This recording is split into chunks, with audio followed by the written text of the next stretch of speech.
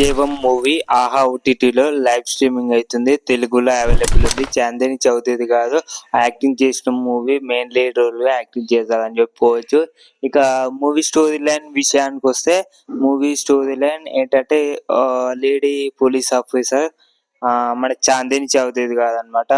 అయితే వాళ్ళ డాడీ ఏమంటారంటే, నీకు ఒక ఆడదానివి, నువ్వు వేరే ఈ పోలీస్ జాబ్ తప్ప ఇంకేదైనా జాబ్ చెయ్యు అని చెప్పేసి అంటాడు చాలా ఫోర్స్‌గా. అయితే ఎంత చెప్పినా హీరోయిన్ అయితే అస్సలు వినదనమాట.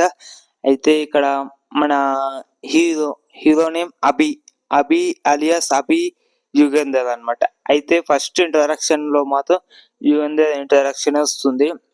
మన చాందిని చౌదరి ఇంట్రడక్షన్ అయితే ఉండదు. ఎందుకంటే ఫస్ట్ ఒక మర్డర్ కేస్ అయితే జరుగుతుంది. ఆ మర్డర్ కేసు హీరోయిన్‌కి తెలుసు. కానీ తెలిసి తెలియనట్టుగానే లంబోలే చేసేస్తారనమాట. ఎందుకంటే మనం చూడాలి గదా! అట్రాక్ట్ అవ్వాలి గదా మూవీకి. అందుకే లా చాలా అంటే చాలా క్లైమాక్స్ దాకా మనకు పిచ్చి లేపుతదనమాట. అంటే చాలా ఎలా అంటే 2 అవర్స్ రన్ టైమ్ గూడా ఒక 4 hours run time web series చూసినట్టు ఫీలింగ్ కలిగిందనమాట. అందుకే స్క్రీన్ ప్లే అంతగా మనకు నచ్చలేదు. అంటే లైక్ ఎలా అంటే ఇప్పుడు మనకు నచ్చలేదు. ఎందుకంటే ఇప్పుడు ఇంత లాగ్ రంబోలో చేస్తే ఎలా అండి చెప్పండి. ఒక మ్యూజిక్ లేదు, సస్పెన్స్ లేదు, అసలు ఏం లేదు. అక్కడ వాళ్ళ రొమాన్స్ తప్ప నాకేం కనిపించట్లేదు. అయితే ఈ హీరోకి ఒక డిసార్డర్ ఉంటది. Split disorder. అదే స్ప్లిట్ పర్సనాలిటీ డిసార్డర్ అనేది ఉంటది. ఇంతకుముందు మనం 'డార్లింగ్' మూవీ చూడలేమా? ఆ 'డార్లింగ్' మూవీలో ప్రియదర్శి ఉంటది కదా! సేమ్ ఆ హీరోయిన్ కూడా సేమ్ అదే డిసార్డర్ ఉంటది. ఇందులో కూడా స్ప్లిట్ పర్సనాలిటీ డిసార్డర్ ఉంటది. స్ప్లిట్ పర్సనల్ డిసార్డర్ అవ్వాలంటే ఇప్పుడు యుగేందర్ ఉంటదిగా, యుగేందర్ మన అభికి ఒక పర్సనల్ డిసార్డర్ లాగా అని చెప్పుకోవచ్చు. అది అభికి మాత్రం తెలీదు. ఏం జరుగుతుందో, ఏం చేస్తున్నాడో.